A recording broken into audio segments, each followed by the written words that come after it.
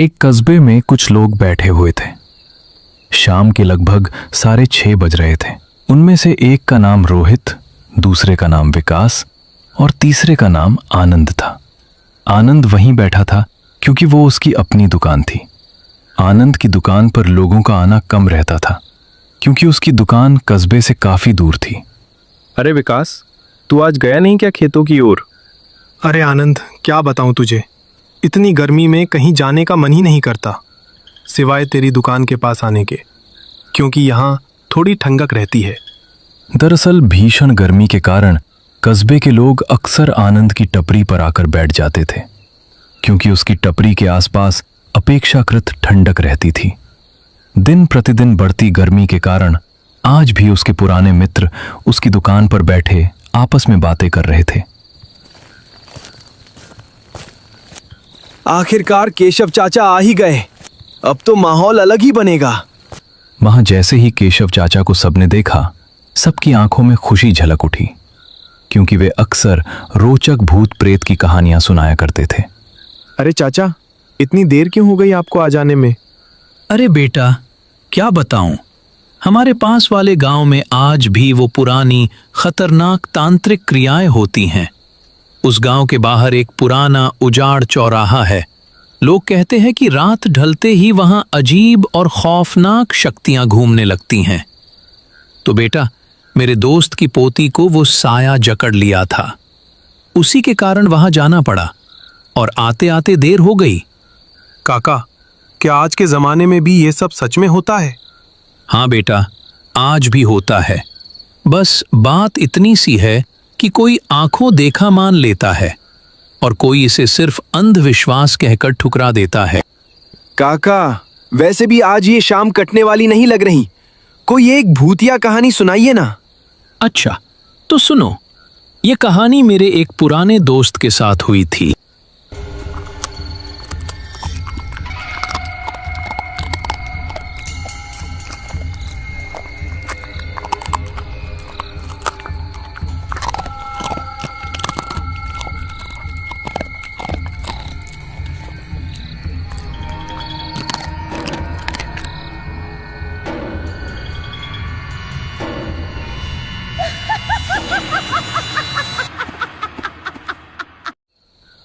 रात का घना अंधेरा धीरे धीरे पूरे गांव को अपनी चादर में ढक चुका था।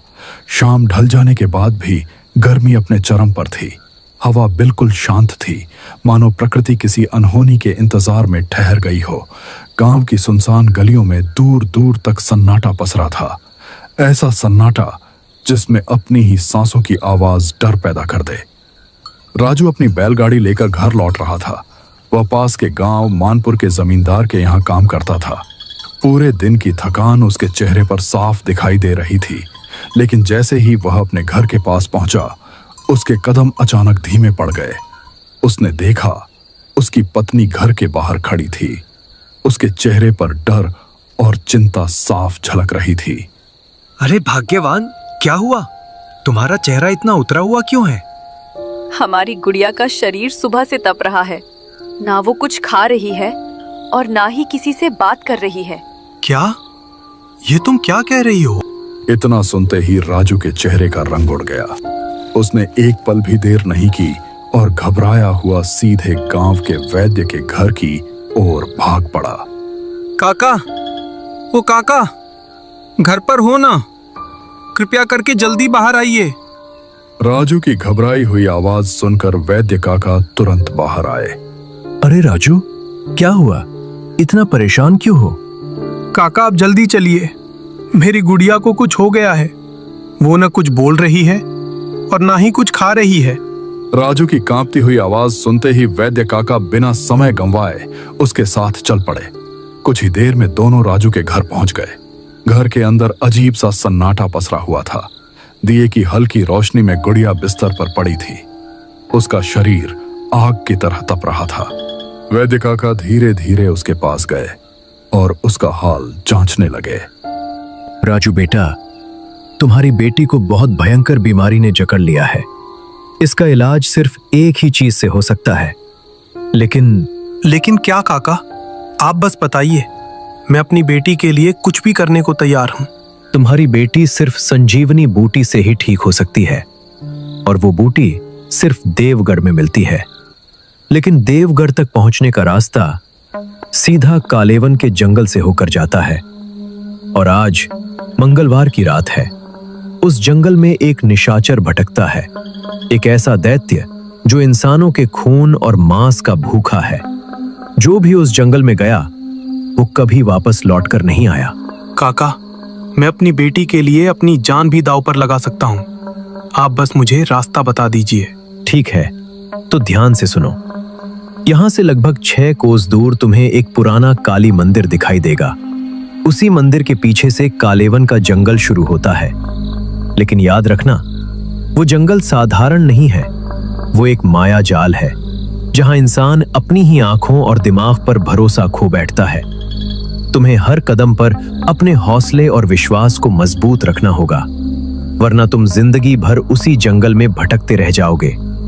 और एक बात हमेशा याद रखना, अगर सूरज निकलने से पहले संजीवनी बूटी नहीं मिली तो बहुत बड़ा अनर्थ हो जाएगा। सुनो जी, क्या मैं भी आपके साथ चलूं? नहीं, तुम बस हमारी गुड़िया का ख्याल रखो।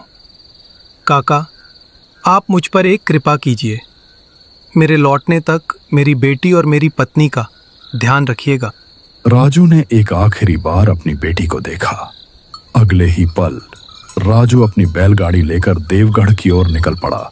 लेकिन देवगढ़ कोई साधारण गांव नहीं था। कहते हैं शाम ढलते ही वहां के लोग अपने अपने दरवाजे बंद कर लेते थे। पूरा गांव अंधेरे और खामोशी में डूब जाता था। लोग अपने घरों में ऐसे दुबक जाते मानो बाहर रहना खुद मौत को चुनौती देने जैसा हो।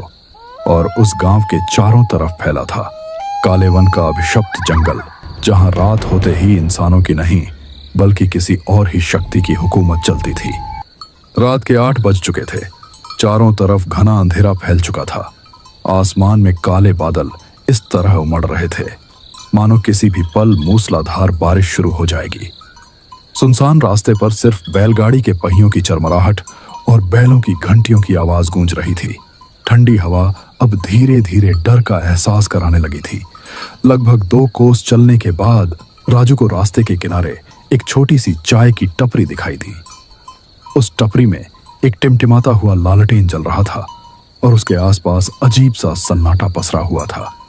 पूरे दिन की थकान के कारण राजू की आंखें भारी हो चुकी थीं। उसे जोर की नींद आ रही थी और उसका शरीर भी अब जवाब देने लगा था। राजू ने बैलगाड़ी रोकी और मन ही मन सोचा, अगर एक कप चाय मिल जाए तो शायद शरीर में थोड़ी ताकत वापस आ जाए। लेकिन इतनी रात को यहाँ चाय की दुकान? राजू ने हैरानी से चारों तरफ देखा। उस सुनसान रास्ते पर दूर दूर तक कोई इंसान दिखाई नहीं दे रहा था। टपरी के बाहर एक बूढ़ा आदमी चुपचाप बैठा था।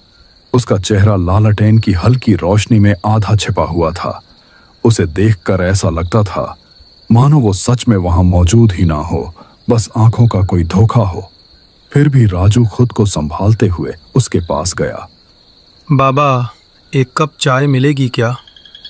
बेटा, चाय तो खत्म हो चुकी है, लेकिन इतनी रात को इस रास्ते पर आज तक कोई नहीं निकला। तुम कहाँ जा रहे हो? बाबा, मेरी बेटी की तबीयत बहुत खराब है। उसे सिर्फ संजीवनी बूटी ही बचा सकती है। इसीलिए मैं देवगढ़ जा रहा हूँ। बेटा, जाना तो चाहते हो, लेकिन क्या लौट भी पाओगे? चाहे जो भी हो बाबा, मुझे अपनी बेटी को हर हाल में बचाना है। तो मेरी एक बात याद रखना, जहाँ तुम्हें पुराना काली मंदिर दिखाई दे वहीं रुक जाना। सुबह के 3 बजे से पहले उस जंगल में कदम मत रखना, वरना वो निशाचर तुम्हें ऐसी दुनिया में ले जाएगा जहाँ से कोई कभी वापस नहीं आता। नहीं बाबा, मुझे सुबह होने से पहले हर हाल में वो बूटी लानी है, वरना बहुत बड़ा अनर्थ हो जाएगा।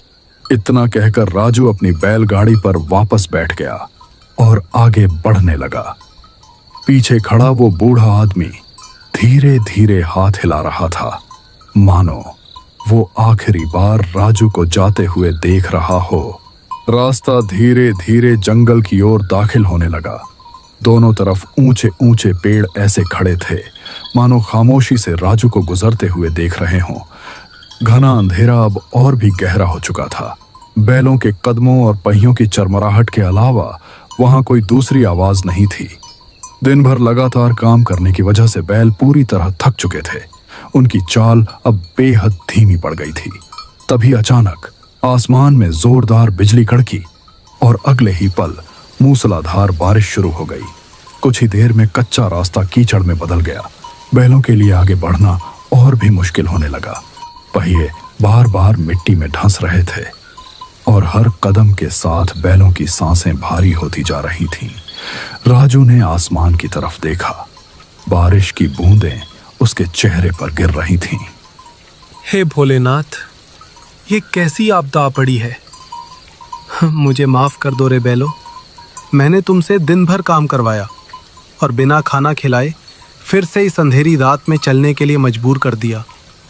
लेकिन क्या करूं, ये मेरी बेटी की जिंदगी का सवाल है। चलो रे बैलो, बस थोड़ा और। इतना कहकर राजू ने बैलगाड़ी को फिर आगे बढ़ाया। कुछ दूर आगे बढ़ने के बाद थकान के कारण राजू की आंख लग गई। बैलगाड़ी धीरे धीरे उस सुनसान रास्ते पर आगे बढ़ती रही। चारों तरफ सिर्फ बारिश की आवाज और ठंडी हवाओं की सनसनाहट गूंज रही थी। तभी अचानक आसमान में फिर जोरदार बिजली कड़की। बिजली की तेज चमक से राजू की आंखें खुल गईं। उसने घबराकर चारों तरफ देखा और तभी उसकी नजर रास्ते के किनारे बने एक पुराने मंदिर पर पड़ी। वो मां काली का मंदिर था। मंदिर पूरी तरह जर्जर हो चुका था। दीवारों पर काई जमी हुई थी और मंदिर के ऊपर लगा लाल झंडा तेज हवा में डरावने तरीके से फड़फड़ा रहा था। राजू तुरंत बैलगाड़ी से नीचे उतरा और कांपते कदमों से मंदिर के सामने जाकर खड़ा हो गया। हे माँ काली, मेरी रक्षा करना। मेरी सारी उम्र मेरी बेटी को दे देना। बस किसी भी तरह मेरी गुड़िया को बचा लो माँ।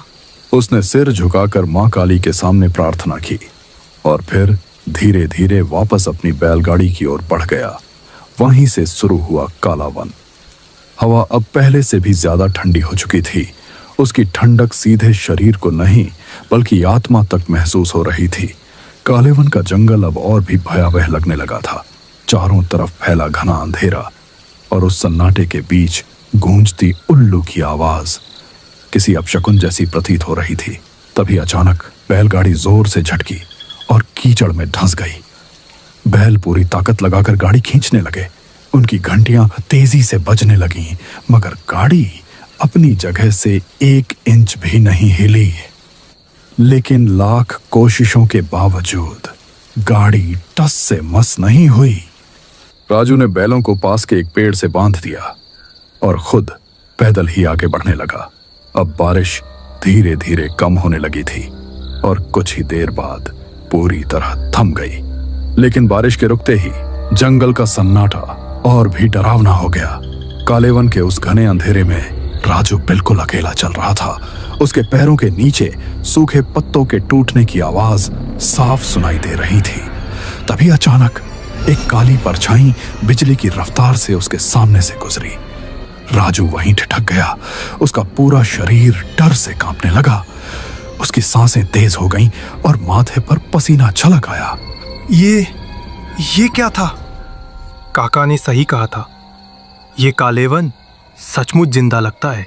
राजू ने खुद को संभालने की कोशिश की और उसने गहरी सांस ली और अपने डर को दबाते हुए आगे बढ़ने लगा। लेकिन अब जंगल के अंदर से अजीब अजीब आवाजें आने लगी थीं। कभी किसी औरत के रोने की आवाज सुनाई देती तो कभी किसी बच्चे की दर्द भरी चीख। रात के ठीक 12 बज चुके थे। कालेवन अब पूरी तरह जाग चुका था। ऐसा लग रहा था मानो पूरा जंगल सांस ले रहा हो। चारों तरफ जंगली कुत्तों के भौंकने और रोने की आवाजें गूंज रही थीं। पेड़ों के बीच चलती ठंडी हवा अब किसी इंसान की फुसफुसाहट जैसी सुनाई दे रही थी। राजू का हर कदम अब भारी होता जा रहा था। तभी अचानक राजू की नजर सामने पड़े एक विशाल पेड़ पर गई और उसे देखकर उसका खून जम गया। उस बड़े पेड़ के नीचे एक काली परछाई खड़ी थी। उसके लंबे लंबे बाल जमीन को छू रहे थे। उसका शरीर बिल्कुल स्थिर था, मानो वो राजू का इंतजार कर रही हो। उसके चारों तरफ सड़ी हुई लाश जैसी भयानक बदबू फैली हुई थी, इतनी तेज बदबू कि राजू का दम घुटने लगा। राजू डर के मारे वहीं रुक गया। उसके हाथ पैर कांपने लगे और तभी वो काली परछाई धीरे धीरे अपना सिर उठाने लगी। राजू डर के मारे पूरी जान लगाकर वहां से भागने लगा, लेकिन अगले ही पल वो काली परछाई अचानक उसके सामने आकर खड़ी हो गई और फिर पूरा जंगल उसकी डरावनी हंसी से गूंज उठा। कहाँ भाग रहे हो? मैं जानती हूँ तुम किस लिए मेरे जंगल में आए हो। क्या तुम्हें लगता है संजीवनी बूटी लेना इतना आसान है? मुझे जाने दो, मेरी बेटी बहुत बीमार है। मुझे सुबह होने से पहले किसी भी हालत में बूटी लेकर घर पहुंचना होगा। कभी कोई अपने शिकार को जाने देता है क्या? कितने साल हो गए इंसान का मांस चखे हुए। आज बड़ी मुश्किल से कोई मेरे हाथ लगा है। इतना सुनकर राजू का खून सूख गया। तभी अचानक पीछे से एक आवाज गूंजी। कैसे बाप हो तुम जो अपनी बेटी के लिए एक बूटी भी नहीं ला पाए? वो आवाज उसकी पत्नी की थी। राजू घबराकर तुरंत पीछे मुड़ा, लेकिन वहां कोई नहीं था। चारों तरफ सिर्फ काला अंधेरा और सन्नाटा था। राजू समझ चुका था ये जंगल उसके मन और डर के साथ खेल रहा है। उसने अपनी मुट्ठियां भींच लीं। उसकी आंखों में अब डर नहीं, बल्कि अपनी बेटी को बचाने की जिद दिखाई दे रही थी। नहीं, मैं इसे हार नहीं मान सकता। अगर इस दुनिया में बुरी शक्तियां हैं तो अच्छी शक्तियां भी जरूर होंगी। इतना सोचकर राजू वहीं जमीन पर बैठ गया। उसने आंखें बंद की और पूरी श्रद्धा से मां काली का मंत्र जपने लगा। जैसे ही उसके होंठों से काली मंत्र निकलने लगे, वो काली परछाई जोर जोर से चीखने लगी। बंद करो, ये बंद करो, मुझे दर्द हो रहा है। लेकिन राजू ने मंत्र पढ़ना बंद नहीं किया। उसकी आवाज और तेज होती गई। अचानक तेज हवा चलने लगी, पेड़ जोर जोर से हिलने लगे और अगले ही पल वो भयानक निशाचर चीखता हुआ गायब हो गई और फिर पूरा काले वन एकदम शांत हो गया। राजू ने चारों तरफ नजर दौड़ाई, लेकिन वहां अब कोई नहीं था। पूरा जंगल अचानक शांत हो चुका था, मानो अभी अभी जो कुछ हुआ वो सिर्फ एक डरावना सपना हो। उसने बिना एक पल गंवाए देवगढ़ की ओर दौड़ लगा दी। उसके कदम अब पहले से भी तेज थे। लगभग आधे घंटे तक लगातार भागने के बाद आखिरकार राजू देवगढ़ पहुंच गया। लेकिन उस गांव का नजारा बेहद अजीब था। पूरा गांव सुनसान पड़ा था। न कहीं कोई इंसान दिखाई दे रहा था और न ही किसी घर से रोशनी आ रही थी। ऐसा लग रहा था मानो वो गांव नहीं बल्कि किसी मृत दुनिया का हिस्सा हो। तभी राजू की नजर गांव के बीचों बीच खड़े एक विशाल पेड़ पर पड़ी। वो पेड़ अंधेरे में हल्की हरी रोशनी से चमक रहा था। उसकी शाखाओं से अजीब सी ऊर्जा निकल रही थी। राजू तुरंत समझ गया, यही संजीवनी बूटी का पेड़ है। वो तेजी से उस पेड़ के पास गया और कांपते हाथों से संजीवनी बूटी तोड़ ली। राजू ने एक पल भी देर नहीं की। वो तुरंत वहां से भागा और पूरी रात सफर करने के बाद आखिरकार अपने गांव वापस लौट आया।